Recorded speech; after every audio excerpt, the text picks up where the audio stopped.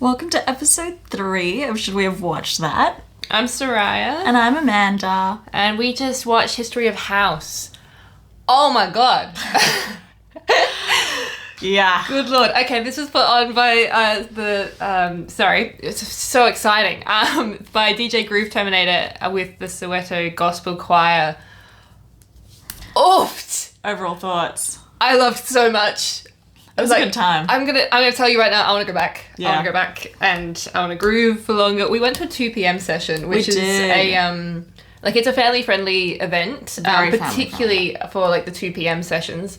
I think that it will definitely go off in the evening. Yeah,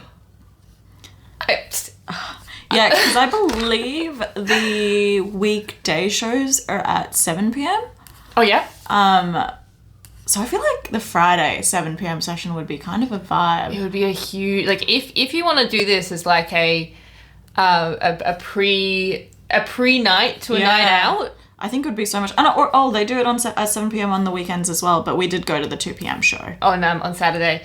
But there was still, there were quite a few people there. Yeah, it was a solid audience. Now, Amanda and I did go to the front we were keen. Of the stage. Right in the smack bang in the centre. We were dancing to the music before the artists came on stage. Yeah. I don't know how many artists, how many singers there were in that choir. There were quite a few. I would say maybe 15 at least, or at most. Yeah. And one DJ. I think that choir music, gospel choir music in particular, is beautiful. Amanda loves house. So this was going to be an interesting one for us because it was kind of our two genres put together. Yeah. And I think I liked it more than you did. I think you did.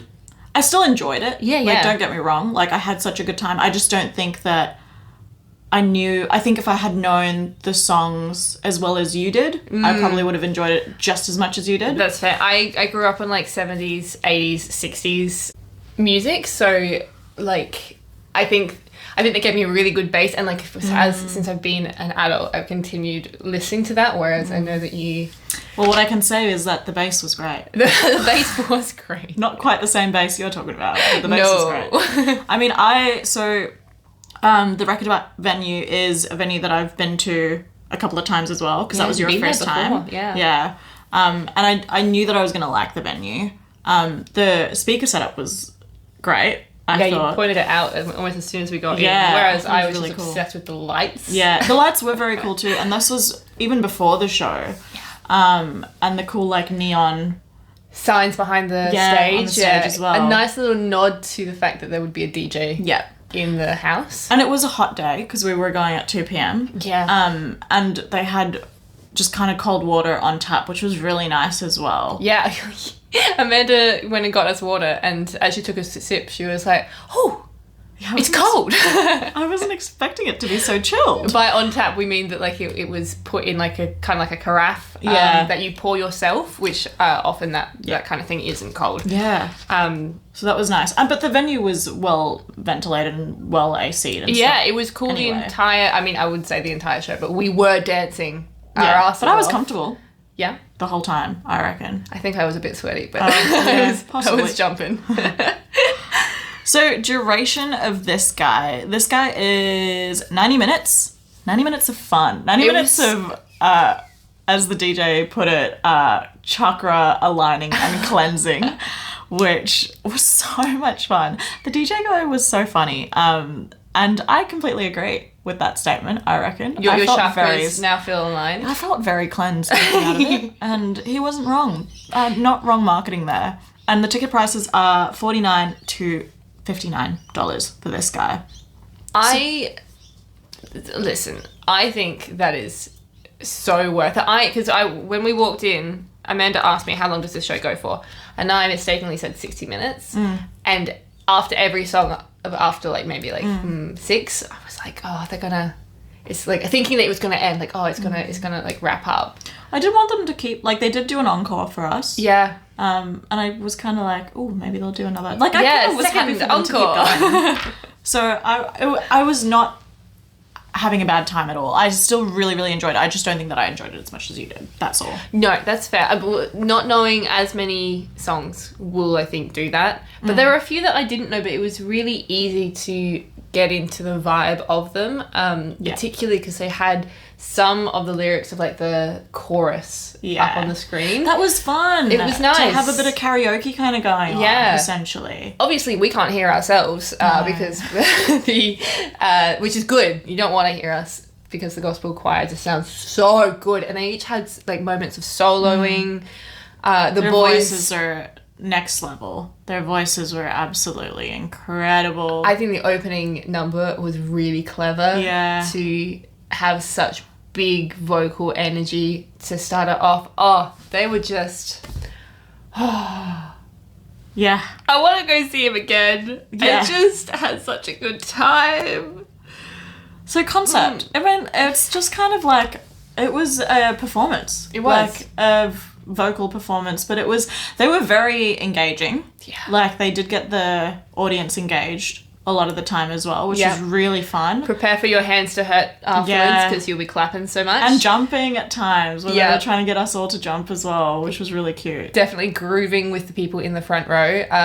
Like when someone comes to the front, they're singing like directly to you, do a little bit of a stanky leg. Like it was cute and fun and interactive. And they were all great dancers as well. They were. Like they weren't, like this wasn't a dance performance, but man, they could move. Yeah. There would be sometimes someone just at the front having their solo moment, and then there would be like 4 more people that would just join them just for a boogie. Like, and they were enjoying themselves. Yeah. Like to the max. It was so good to watch that because they would just like do little tongue outs at times like that. And I was like, yeah. Which was so much fun because it just wanted, like, we were grooving with them, which was so good. The entire time. Yeah. It was a workout. If you don't want to, if you want to skip the gym on a day where you want to see a fringe show, come to this fringe show. This is the one. So, set, lighting, technicalities. They were, I was going to say basic, but that's not what I mean. They were simplistic and enough. Yeah. I liked the screen behind the DJ. I thought that was clever to have something visual if you did want to look away from the singers, just because sometimes you did make eye contact and it was a little bit like, like I'm staring at you, but I'm not staring at you. Yeah, I'm watching you sing. Yeah, I'm watching you do your amazingness. Yeah. And so if I did, catch that, I just a couple times too often, I was like, okay, screen. Mm-hmm. That probably won't happen if you're not in the very front row, though. Yeah, exactly. So set was essentially, they had kind of these stairs to go up to, and then not a podium, but just like a stage. An elevated stage. Yeah, and then they had the 6 speakers surrounding them, like elevated and suspended. Yeah, the suspension, which was really cool. Was the bit that you really liked and pointed out. Because they were at an angle. They weren't just hanging straight down to the floor. It was angled in a very, what word am I looking for? I think just a particular way that would kind of allow it to be good for the audience. Yeah.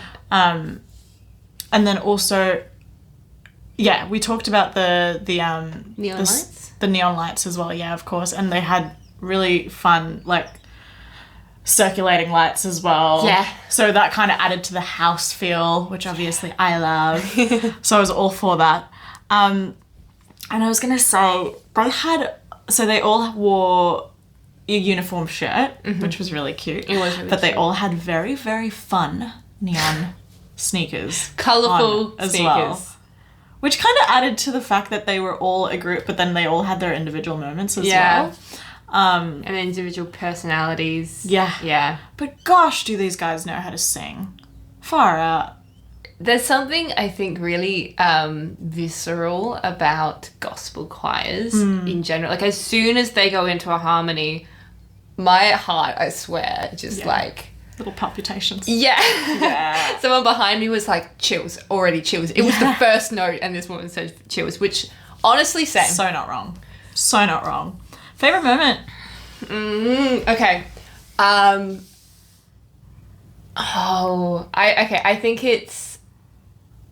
think it was when they started singing I Feel Love.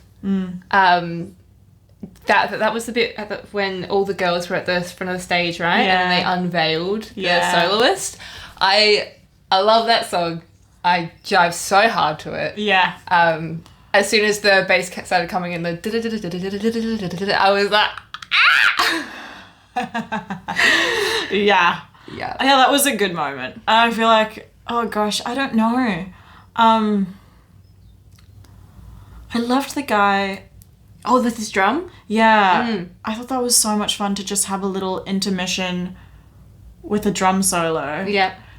But I also just loved, I think I just really enjoyed like the not really backup dancers. Yeah. Because they just were having so much fun like supporting whoever the soloist was up at the time.